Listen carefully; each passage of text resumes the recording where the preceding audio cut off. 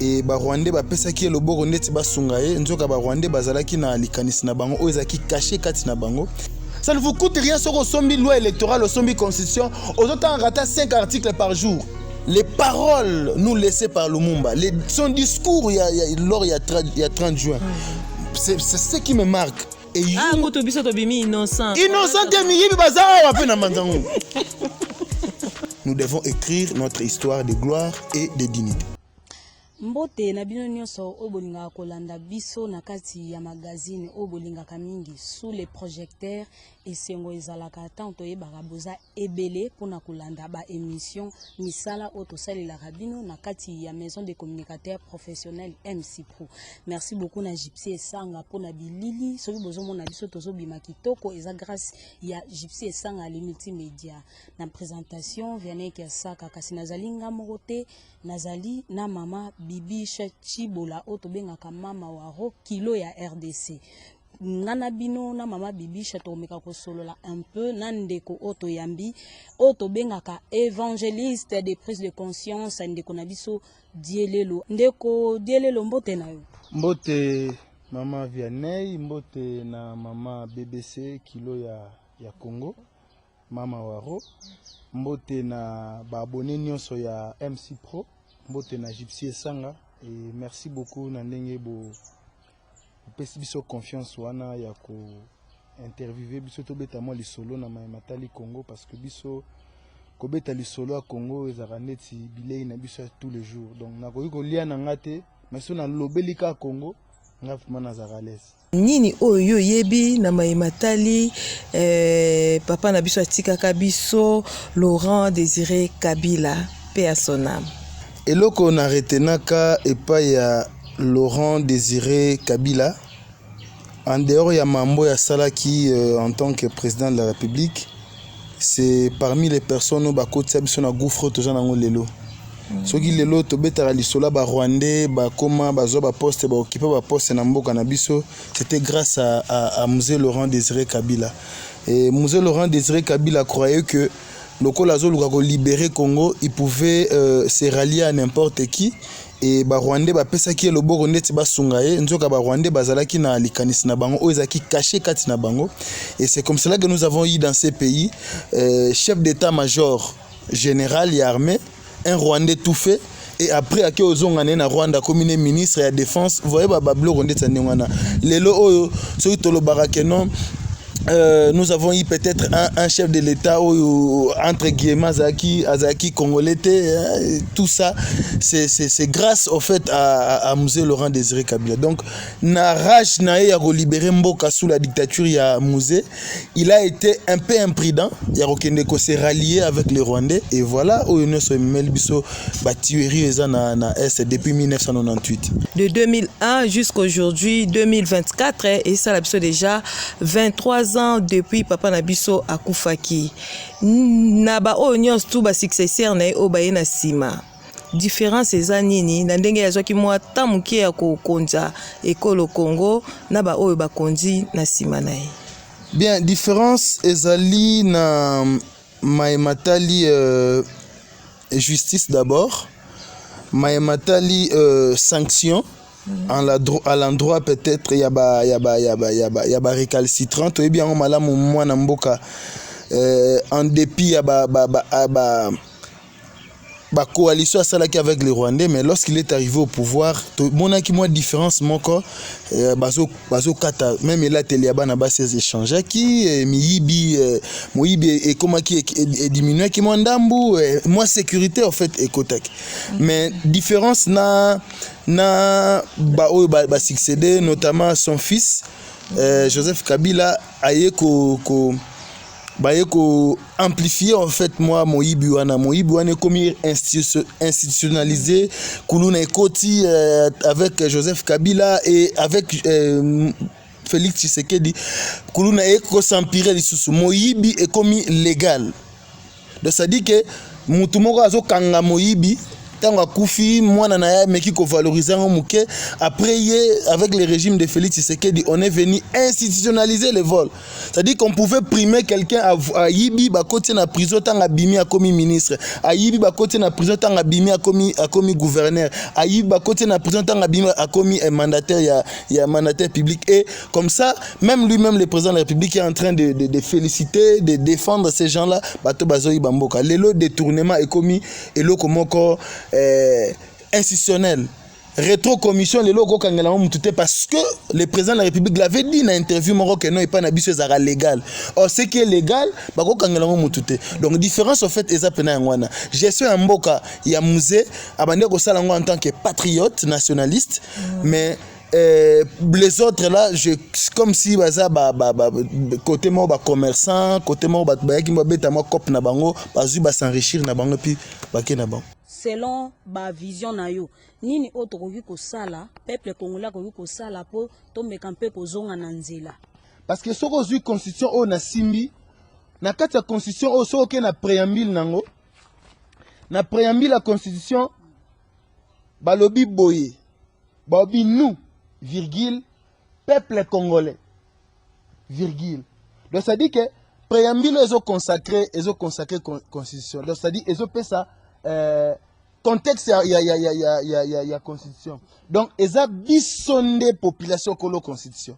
Or constitution oyo le chef de l'État a prêté serment sur cette constitution. Or le roi bisotoza ba kolo constitution parce que bisondé to voter qui constitution on a référendum en 2006 dans le mois de février, bisonde toza bakoni. Mais lelo oyo, to comment remonte ndeti et s'inversa. Iza kwa nzambe akeli mutu. Mais nzambe akomo fuka mela mutu. Or eza inacceptable. Bisonde tokela la président de la République. Bisonde tokela ba député.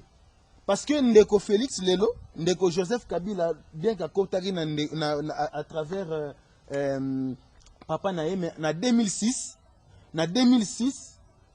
à Kenek na élection, biso le tokela qui Ndeko Félix Tshisekedi tokela qui est biso en 2018. Selon les résultats, on va publier Lelo, na ebi ke tokota pe na masolo élection wana. Selon les résultats, on va pesi Lelo, biso sous to créer Yesu sous Lelo.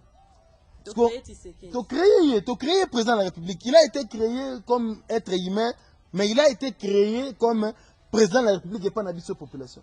Et moi, je conçois mal les lobbies de la population. Comme le président, le député, tout ça. Non, mais on pas ça.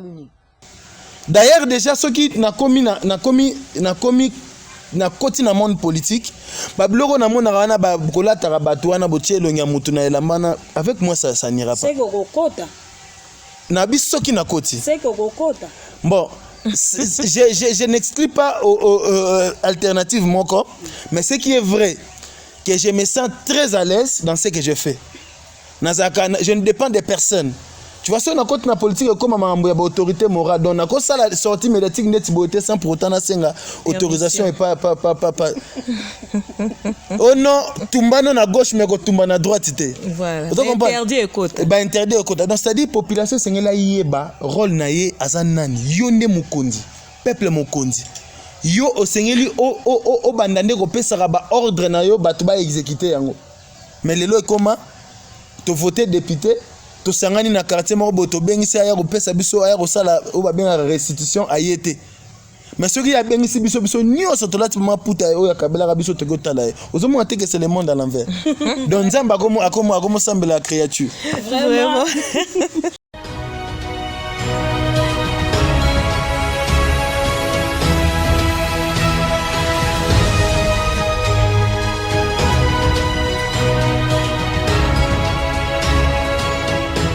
Tozo kokisa Kalaté 63 ans depuis papa na biso Patrice Emery Lumumba atika biso ndeko dielelo Patrice Emery Lumumba akufa pona mboka na biso ndenge yozo monela akufa na epamba po makambo ezokende bien ndeko Patrice Emery Lumumba akufa pona mboka jusque là ce sont les faits établis pardon.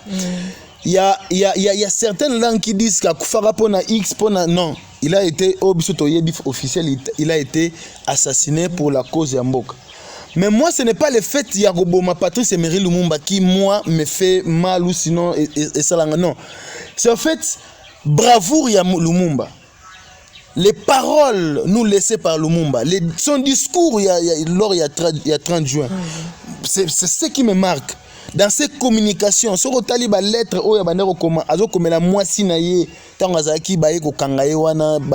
avant Koufa, les lettres qu'il avait envoyées à sa femme, il nous avait dit qu'aucune histoire dans ce monde, il y a Batu X, Batu Y. Car Batu X n'est pas comme histoire na bango. Il nous avait dit que biso ba congolais sengeli to comme histoire na biso ya gloire, paix, ya dignité. Biso moko sengeli to comme yango. Parce que biso moko to yebi mai wana ba benga ngo nini. Biso moko to yebi nzela wana ba benga ngo nini. Omoni ba mindele ba déformer un peu mon histoire na biso omona ba tang sabino empire médo-perse ba tang sabino ngo pendant 2 semaines. Mais empire royaume Congo ba tang sabino ngo pendant 3-4 heures du temps. C'est-à-dire qu'on est en train de vous dévier na histoire na bino. Et aujourd'hui, nous avons des historiens, professeurs à l'université, qui se disent historiens, mais qui n'écrivent pas pour notre pays. Et Bisseba Congolais et Senglito se référer à Maloba, à Patrice Emery Lumumba, que nous devons écrire notre histoire de gloire et de dignité. Est-ce que tu as salama? Est-ce que c'est normal na muta boko la bangulu? Aye ba nombre ya bangulu n'était pas na porcherie. Bien sûr. Mais pour nani biso ba congolais doit combien? Ebélé combien? Plus de 5 millions. Plus de 100 millions de nombre hein? Tout est belé. Donc biso pena do porcherie ba yebi nombre de ngulu za kuna. Pour la ba yebi nombre de soso. Mais nombre de congolais to yebanité. Tout ça recensement. Tout ça à peu près. À peu près. Donc ba manque à recensement wana. Or développement et qu'il n'y a jamais ce qui est déjà un nombre ya batouté pour développer. Le développement ne se décide pas. Ba planifier un développement. Na repese ka ndakisa moko boza ba pandisa ngo bokena on n'est pas administrateur du territoire na biso. Boke tourner na bo tourner na plan de développement ya province ya territoire na biso mbanzango. Ezani. Boye bisa pesa biso plan de développement ya province. Ya territoire. Exact, il vous a repéré bino documenté. Ce que tournier, nous avons combien d'écoles dans le territoire en Banzangou, il va tâtonner peut-être à Robenga. Je vais appeler d'abord les sous-prophètes, mais les prophètes. Or lui c'est le représentant du chef de l'État à Banzangou. C'est-à-dire que ce qui déjà to yebi nombre de population te to planifier développement de to comment histoire en ndengeni gloire en ngo ya ndengeni so to yebi nombre batute conseil nini oyo ko pesa pona to bandata na ana Mbanzango pona changement omoni na oto lobango awa changement et c'est décideraté changement développement et c'est décideraté et c'est planifié et il y a des études préalables qu'il faut faire. Là il faut zonga la bêtise na zolo ba mambo nga na yebisa bino journée moko na tokundi mutu toke kozwa acte de ceux de décès mercredi to ba pesi biso numéro 120 toke kokunda be musu toke kozwa ba acte de décès na ba nino na ba pesi biso numéro 78 donc ezongisima donc c'est-à-dire na ndeti na ndengwana donc c'est-à-dire que il y a même pas déjà une logique omoni être une autorité hein? C'est déjà avoir des stratégies, c'est d'avoir déjà un plan détaillé, au classifier selon ma priorité, et selon ma priorité, au classifier selon les dirigences. C'est-à-dire que ce qui mbongo autant est commis, la première des choses de ça là est aux alanines. L'administration. Il y a une administration. Et ça, c'est quand non, aux autres qui boudi. Bah, il y a les binodimi. Nazaki parmi ba jeno ba kotara na makasi na comité local de développement pour na marambasa 45 territoires bien que on a été écarté parce qu'on disait certaines vérités. Est-ce qu'on y a dit que tant au chef de l'État a lobby que plan de développement wana ça dit que yé ataki kambongo et que ça la que non à chaque territoire ba ça na plan na bango ba biloko ba 10 millions tout ça là oyo par rapport à babiloko ba retenir wana ba école ba hôpital ba nzela biso tout ça là o na mais je te dis administrateur du territoire sortant na biso bakendaka na Matadi, j'ai des informations. A comme na Matadi ba la réunion, a yebité ba école bakobongisa côté nini. Il commençait maintenant à appeler côté. Bino kuna vous avez quel problème? Chef de zone ya santé, bino vous avez nini? Bon, responsable de développement. Ça dit que ça prouve déjà que il n'avait pas la maîtrise à donner wana. Et c'est ce qui a fait que projet on a 145 territoires est patogé. Ba place bat bazo luka hôpital. Bokete la bango école, mais bah ça a une école pembeni wana. Bagena reçoit soins de santé à 150 km. Or, besoin de bango zaki école. Comme ça n'a pas été planifié. Comme ça n'a pas été planifié, voilà. Boké kote la bango école. Bah comme na école mi balé mais centre de santé ezate. Na yebi ke batu nyonso ba yebaka Lumumba bakolo batno Lumumba pe azali na kati ya Congo central précisément na Mbanzangungu. Est-ce que pona yo moko ko bandana noté oyo zo mona ya mabe na ba projet na yo na ba makambo na yo sala ko bandana noté ko talisaka bandeko ba congolais malembe ndenge ni toko ko mema mboka na développement na personne ndagisa na uti osala tourner mon corps na province mobimba na gesu kisango na boma où j'étais en train de nazo kabona na bandeko na ngai culture électorale. C'est quoi une élection qui représente les votes ya mutumoko? C'est quoi le profit d'un bon candidat? Mais on a toujours le profit d'un bon citoyen. Parce que, na moi, on te mangue boti saf. Mangue bota akara manga. Saf pe bota akara saf. Donc ça dit que, bah, depuis tout, on a bango lelo, baza fruit na biso. Donc ça, baza nenge, baza bongo seke. Biso ne peut toza nengwana. Il fallait d'abord montrer à la population que Esengeli ko changer façon ya ko voter. Tozaki na Kasangulu, tozaki na Madimba, tozaki na Mbanzangungu, je crois tozali 3 activités na Mbanzangungu parce que Mbanzangungu c'est vraiment un siège na biso. Tozaki na Lukala, tozaki na Kimpese, tozaki na Matadi, tozaki na Boma. C'est-à-dire que nous on est en train de faire notre part, tozo sala oya biso part. Et il y a des gens quand même qui sont en train d'accepter les messages que nous passons. Et ça, les gens bazo ndimangote. Net ba politicien belé, politicien gondimate ba même na prise de conscience. Politicien rolinga bongote parce que ya lingara à maintenir batna ignorance, à maintenir batuna na dégoût wana pour que y a continuer ko mater bango à connaître ko utiliser bango. Donc nous on est en train de faire notre travail et c'est à la population aussi de faire. Nous ne serons pas être partout. Tout ça qui n'a projet to kenetina to comme na Luozi mais on n'avait pas de moyens pour to comme na Luozi. Mais 2024, 2025, 2026, nous allons vraiment nous mettre au travail. Et je vous informe déjà que 2023, 2024 aux année à Jimpa. J'ai inventé notre propre avenir. Donc tout ça la action Yamakas et puis tout ça la sortie officielle na biso lelo. Mais je vais rappeler à la population que sortie officielle biso tout ça les andettes o yaba tout basa raté. Donc bah yeba sali sortie officielle mora makasi après bah kufu bega ningi basala kiwana biso avant to sala yango to sala radia musala j'y passé depuis 2020. Nous sommes la seule structure créée ici en Mbanzangungu organisée d'activités sur toute l'étendue de la province dans les 3 districts. Tozaki na Kasangulu, tozaki na Mbanzangungu, Kasangulu c'est na Lukaya, Mbanzangungu na Kimpese na Lukala, ils ont na Cataracte et puis Boma na Matadi, ils ont na Bas-Fleuve. Parce que les gens qui sont beaucoup plus manipulés, ce sont les femmes et les jeunes. Je profite d'ailleurs de l'occasion pour saluer toutes les femmes des militaires. Na ba femmes non c'est ba policiers. Parce que ça na ba eza catégorie ya ba na basi wana oyo ba policiers ba mekampe ko manipuler moi trop.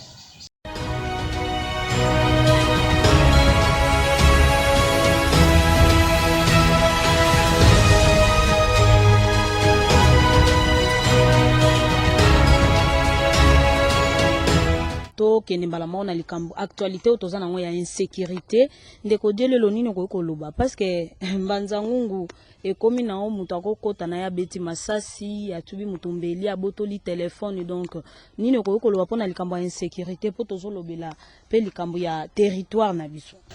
La sécurisation de la population fait partie ya ba biloko oyo bakonzi ba administrateur des territoires et sengeli bazala nango na maematali pour na maematali développement parce que il y a pas de développement là où il y a l'insécurité. Là où il n'y a pas la paix, il n'y a pas de développement. Donc ça dit que tant que vous planifiez le développement et c'est de la sécurité. Ce qui déjà, beaucoup pas d'administrateur du territoire, n'attendez pas un mois, peut-être à Golanda déjà, non.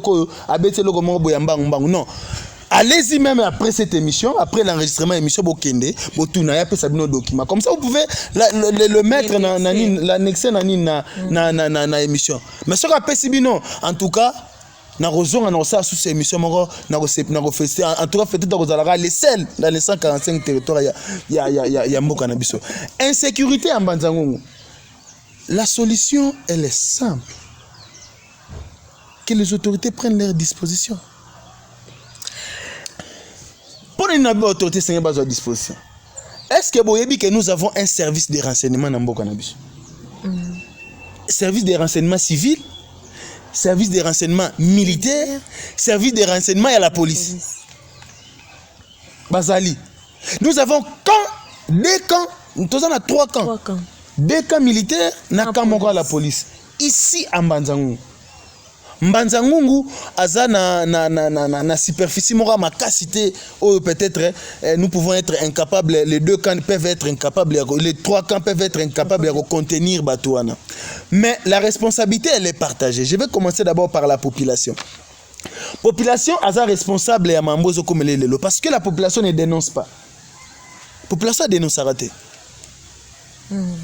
Moi j'avais proposé une fois que bâti la biso boîte moro à suggestion na territoire où nous pouvons aller dans l'anonymat la plus totale, aller déposer bah, information wana. Pourquoi?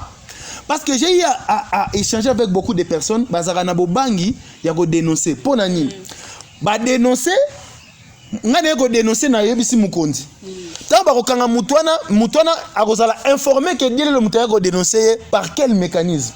Et soka bimi la première des choses il y a lukanga. Raison pour laquelle la population habitée to go dénoncer na bisoté. Ou d'où que l'administrateur du territoire prenne des dispositions pour que atia boîte à suggestion. N'oubliez pas l'administrateur du territoire Aza président du conseil de sécurité. D'autant qu'on va faire un conseil de sécurité dans le territoire en Bandangou. C'est lui qui préside le conseil de sécurité là. Rappelez que c'est le représentant légal du chef de l'État. C'est le représentant légal du chef de l'État. Alors, deuxièmement, ce sont les services de renseignement. Les services de renseignement, ils doivent faciliter la tâche et pas ya bandeko ya la police nani. Pourquoi? Parce que en réalité, ton service à sécurité, service à renseignement, ce sont les gens les plus effacés de tout le monde. Tu ne vas vivre dans la discrétion, il y a ma casse koleka. Donc ça dit que au vent dans la quartier, on a un renseignement. Mais il y a le contraire. Nous les voyons pavaner dans la cité. Ce sont des choses qui créent un problème. Oh, c'est une réalité. Parce que déjà, il y a un service à renseignement. Tu as complété. Tout comploté. Bandeko, il y avait un général célèbre dans Mboka Nabiso Tobengi, général Mayele. Alors baboy, si les services de sécurité n'arrivent pas à mettre fin à l'insécurité, c'est qu'ils sont infiltrés ou sinon ils sont complices. Papa Djelelo tozonga nanu na makambo oyo euti koleka le na butu ya mardi na mercredi awa na territoire na biso ya Mbanzangungu. Même minuit wana ba opérer na 3 places. Ba 8 ans na bango, ba sali opération na bango, pe ba silisi ba kei. Tant que nous équipe d'intervention, nous avons l'intervention et pas ya fédéral ya IDPS. Bakei, jeep, ba policier, na ba maître volontaire mais ata mundugite. Boyoki massa se beti côté na bozo que nous avons l'intervention côté massa ezobeta. Bino bozo kende maboko pamba. Dites-moi d'abord, c'était quoi l'intention dans ça? Je sais que Batmusupu bazo douter un peu na ba maître volontaire, wana tout ça mais civil. C'est-à-dire que la police ne peut pas substituer la sécurité à la population et pas mettre volontaire. Les maîtres volontaires doivent venir en aide dans la police. Les services établis pour sécuriser la population et c'est bien, c'est la police. Et la police c'est qui va intervenir dans braquage moko armé sans munduki. Et c'était babandi ko benga na ona bozonga na boya ko za munduki. Mais le temps que bino bozo zonga boke ko za munduki wana, l'ennemi se déplace à quel côté mususu. Mais na koyebisa bino ke o zamba nzangu.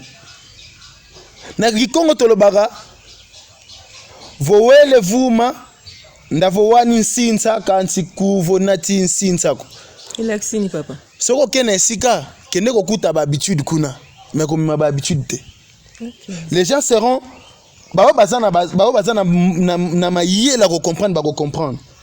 Complicité eza makas. Raison pour laquelle j'avais lancé un message na parmi direct na sara na page na Facebook. J'avais demandé au procureur il y a parquet à grande instance awa a meka un peu ko tala ba magistrat na ye ou bazo pesa peut-être ba liberté provisoire et ba magistrat pe ba ki sami susu ko bakisa ma eza problème te mais mobeko zaka moko te ata boza 500,000 mobeko zaka moko.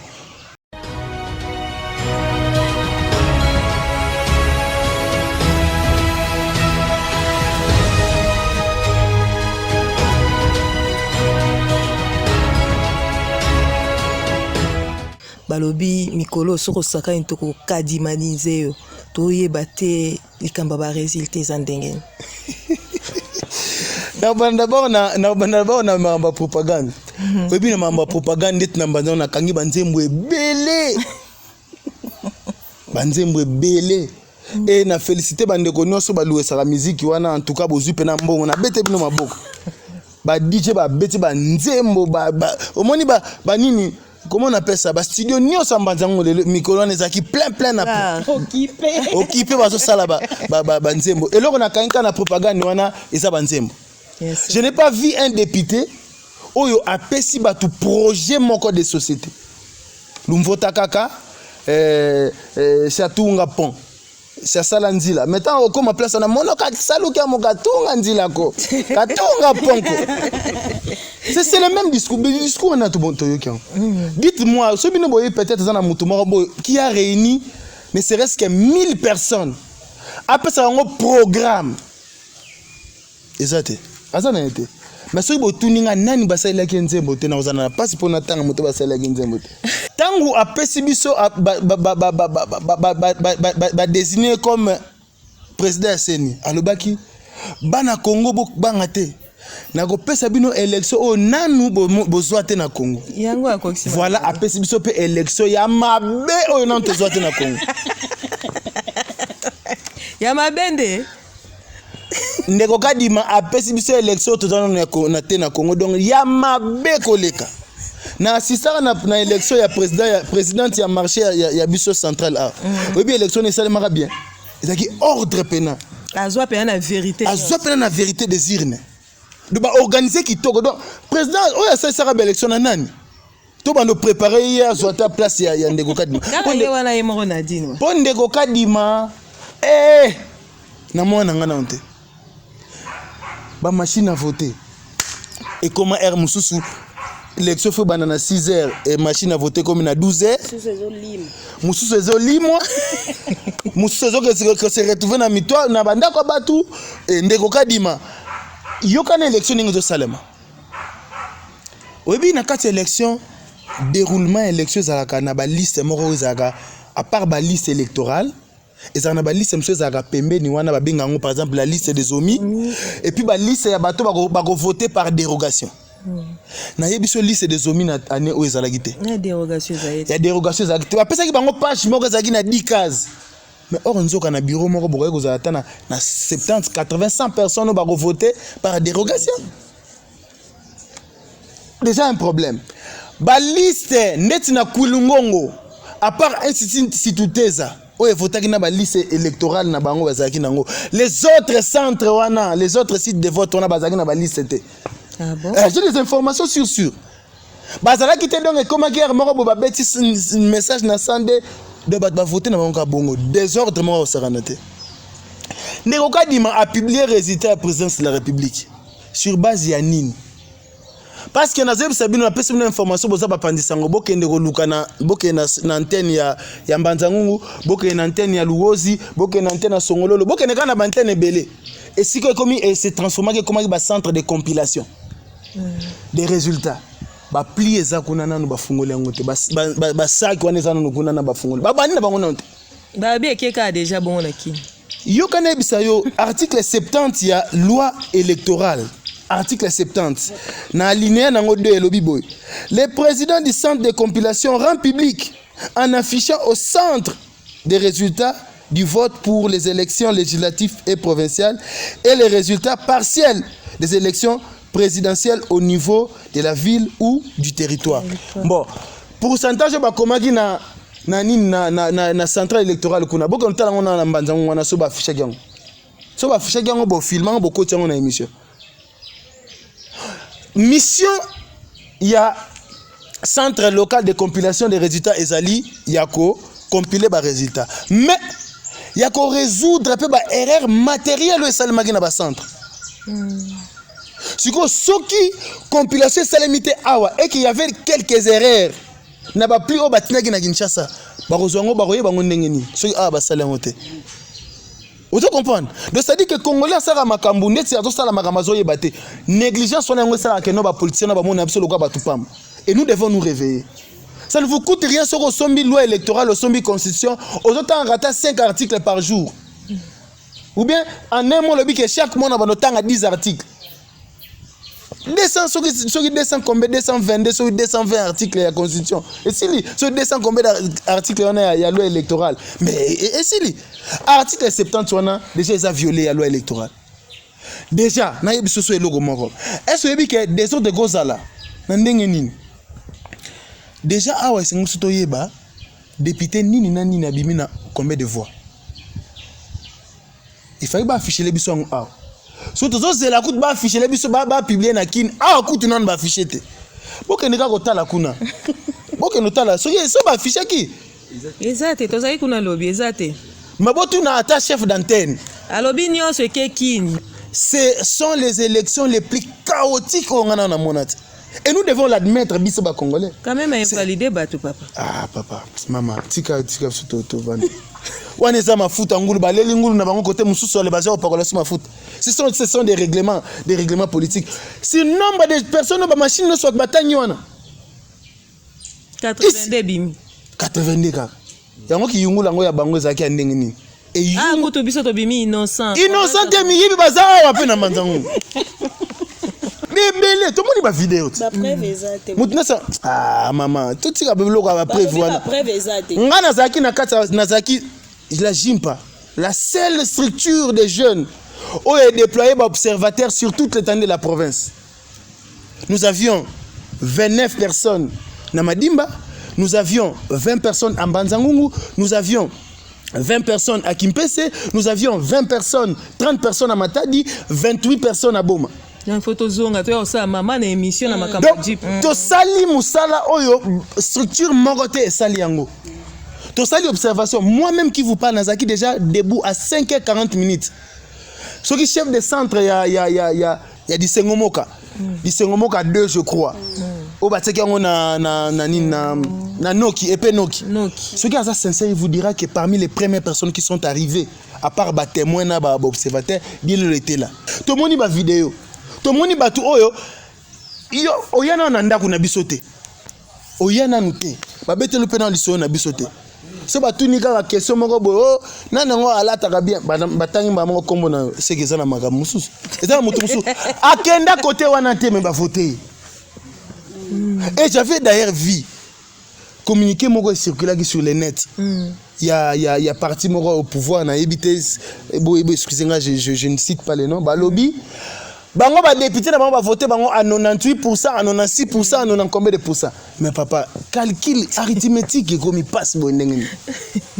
Si plus de 300 candidats, yo bimi na 98%, oui biso que 98% la sini. S'il y avait 100 000 votants na Mbanzangungu, c'est que député na bino candidat na bino na zui 98 000 voix. Des Karabazat.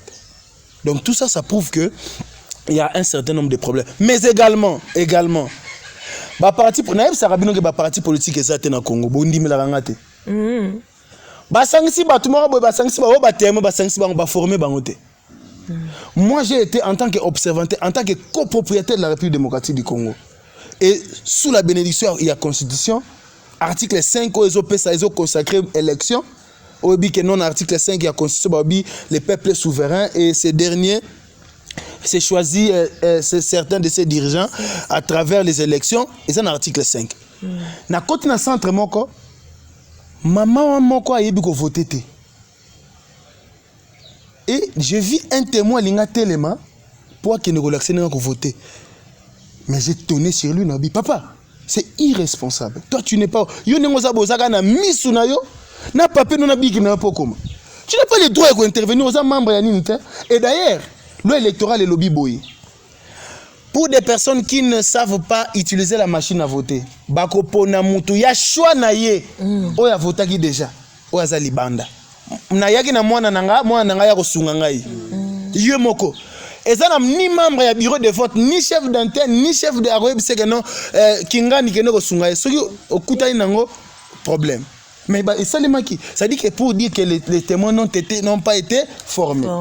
J'ai vu des gens en train de distribuer des flyers dans Katia Centre. Ce qui est interdit. Propagande, c'est là le 19, le 18, je crois. Les 18 propagande Sili, on était censé que l'on la même fiche tout balongo liango et na bureau de vote na Katia site on ne peut pas entrer dans ba fichier parti politique, on ne peut pas entrer dans bani. Mais moi je sais na kanga ki ba flyers en tant que citoyen congolais. Il y a ba député na go tanga ba comme na bango te. Na zubilo ko na sonaki otika mon antenne. Et j'ai des photos. Nous sommes la tricherie.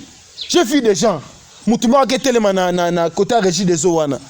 Azo pesa bambongo azo kaba bambongo pour voter na azo pesa biloko ba pesa 2000 ba 2000 ba lingi yango na kata papier ba lingi yango na kata 2000 moi dielelo na voter mutu parce qu'il m'a donné 2000 ben il est fou bon ba ke boza populaire boza na ba base si vous avez des bases ba pesi bino un pour que boza ba numéro boza na ngobo koti yango na mito ba ya base na bino boko sala ngote la veille na l'élection boya ko sala avant boya ko ganga je voté on a été voté tricheur mi vie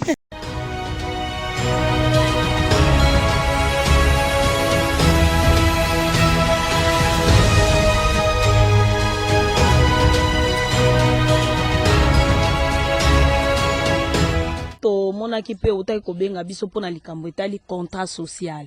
Mais na kati ya Mbanza Ngungu to moni tata candidat moko en tout cas obengi biso teke yé asinaki contrat social pona ni. Mais nous avons montré à la population que talabat oyo bakoki oyo azana souci na yo ya ko travailler pour yo tala eloko ko sala pona population mais basa na bango te. Je crois il y avait 4 ou 5 personnes qui m'avaient intéressé. Bah, candidat, je peux même citer leur nom. Il y avait Rodrigue Kilonga, Abenga Kinga pour signer contrat social. Il y avait Alpha Manseka qui m'avait appelé. Il y avait Bienvenu Bamfumu, Abenga Kinga. Il y avait Rabi Mayela, candidat à Zotango Abenga Kinga. Sauf que on avait besoin de base à la taille une vingtaine. Pour que tu organises cérémonie on a et on était aussi pris na ba signature à contrat au niveau national parce que contrat social les a candidat belé ba signer qui notamment le docteur Mukwege candidat président Martin Fayulu candidat président Floribert Anzuluni candidat président Constant Mutamba. Il y avait aussi INC, il y a Vidal Kamere et Sinaki par les billets il y a secrétaire général Nabango. Mais il y avait aussi le candidat président Seth Kikouni. Oh, ngai moko na sinisa qui est contrat social wana. Ça dit que j'étais mandaté par rapport au Congo, j'étais mandaté par le réseau pour qu'on a fait signer contrat social et pas un de Seth Kikouni. Ils ont fait ça volontairement. Batangi contrat social ba moni ke lo kwaneza malamu senge to tomber dessus. Mbato no so atala rapport na peuple té. Ankewa swamanga kila ukusolele ankewa swamanga anke bo ça na bino pona peuple te ozo ne logote oyo tie longi no zo elongi papa na bino tie poto ça na ngoni papa na bino za papa na bino mama na bino za mama na bino mona yango ebele yo o mwana kingani makutadidi ntekola mafu biso yebisa biso qu'est-ce que toi tu connais. Tout le monde est belé. Oh non, papa nangai asalaka boy, papa na asalaka boy. Yo osala déjà nini. Pona biso. Et le côté. Et puis papa na za papa na yo. Yo yeli biso makambo oh non mama na mono ngudi ya mumeki ngani ngudi yako oh mono me mono nkaza kingani yo mokolo ba makamu na yo vraiment bandeko balandi kaka ndenge bozomona émission ezokende kitoko nayebi ke bino nyonso o bozolanda bozosepela place bozali parce que bino moko bolobaka soki bomoni les copropriétaires ya Congo central ya République démocratique du Congo bosepelaka ndeko dielo tokomi kokena suka nayebi te les copropriétaires de la République démocratique du Congo et les co-ayants droit foncier de la province du Congo central. Les chefs coutumiers de la province du Congo central naturellement nés. Nazate o bakenego biekanga te tanga na botami na Congo central maman chef coutumier. Et là on a oyebisa na population. Muto aza na libulu. O aza na kati ya libulu. Soki agangi te au secours. Bato bakoki kosunga bazoleka likolo na moye basunga ye. Bango bayebi te kaza na libulu. Biso ne bato na passe. Biso ne to souffrir. Les lots à dollars comme da 27 2700 pour $1. Na ebité ti to koma ba décembre lem so koma $1 comme 10 000. Ce n'est pas ce n'est vraiment pas le roi chef de l'état pas bagi eza domaine a été bon to c'est la to so ba lukeli biso domaine ya moto ko sala biso makambwana to ko lukaye. Population c'est se prendre en charge. Que se prendre en charge l'axinine. Les lots élections sili. Qu'on les veille ou pas ba ko utiliser ka forcing la telle élection ngeza ngo mabe. Ba ko utiliser ka forcing et goleka. Mais la responsabilité il y a peuple congolais et s'arrêta qui le 20 décembre était. Cette responsabilité continue. Le coup l'élection est sili, c'est quoi un contrôle citoyen. C'est garanti dans la constitution. Même attends un document on attend moi nango ba pesa pas administrateur du territoire, ba gouverneur bazarana on a peut-être so batanga nango.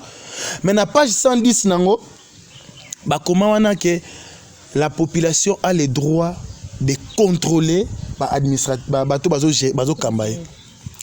Et na rappeler la population que c'est le peuple qui crée les députés. C'est le peuple qui crée les chefs de l'État. Les chefs de l'État ne créent pas les peuples, les députés ne créent pas les peuples. Na moi na on te balobi que non peuple honoraire à Zalarate. Mais nous avons balobi député honoraire. Nous avons balobi président honoraire. Donc biso ne toza ba kondi et c'est ngena biso toza responsabilité na biso en tant que ba kondi. Quand il faut dire non, il faut dire non. Arrêtez de chanter pour des gens qui font des ba salara devoir na bango. Otongeli biso wenze. Tokobetelo maboko pona ni. Obimisa on mbongo no. Budget o balobaka budget ya mboka. O babaka recette na dépense ebimanga na poche na. Ya mutute. Émission ya kitoko otozalaki na mwana mboka molobeli ya population ya République démocratique du Congo ndeko na biso dielelo na présentation ezalaki Vianney Kiasaka et puis nazaki ngamoko te nazaki accompagné na kilo ya RDC otobenga mama waro mama Bibi Chachibola na sima ya caméra tozalaki na ndeko Gypsy esangale multimédia pona biso na bino tokutani na mikolo ezali koya. Au revoir. Et ba Rwandais ba pesa ki loboko ndeti ba sungaye nzoka ba Rwandais bazalaki na likanisi na bango oezaki caché kati na bango. Ça ne vous coûte rien sur au sombi loi électorale au sombi constitution aux autant rata 5 articles par jour. Les paroles nous laissées par Lumumba, son discours il y a 30 juin. C'est ce qui me marque. Et kuto biso to bimi innocent. Innocent de miyibi bazara wa pe na manzango. Nous devons écrire notre histoire de gloire et de dignité.